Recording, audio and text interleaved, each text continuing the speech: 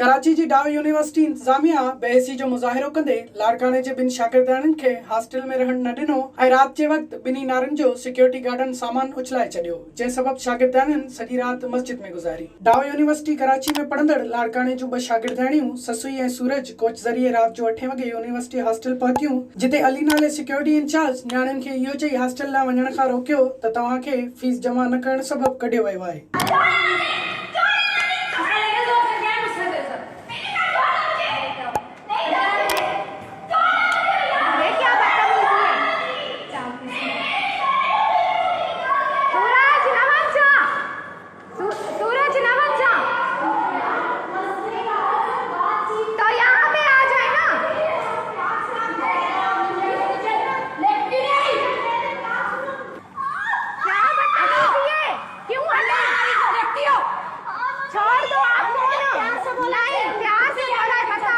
शागिर्दनि चयो त असां कोरोना वायरस जे पाबंदियुनि बावजूद फीस जमा करे छॾी हुई। असां इंतजामिया खे उहे चालान बि ॾेखारिया, पर उन्हनि चयो त वाउचर ॾेखारियो।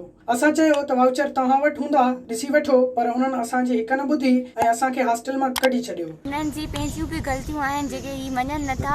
हिन असांखे फर्स्ट ईयर जी जेका फीस हुई उन जो असांखे पे ऑर्डर ॾिनो। तव्हांखे ख़बर आहे असां ॻोठ जा माण्हू आहियूं, असांखे ख़बर न आहे त पे ऑर्डर सां गॾु वाउचर बि ॾिबो आहे। त मूंखे वार्निंग ॾिनी अथनि त सुबुह जो 10 बजे तव्हां हलिया वञिजो।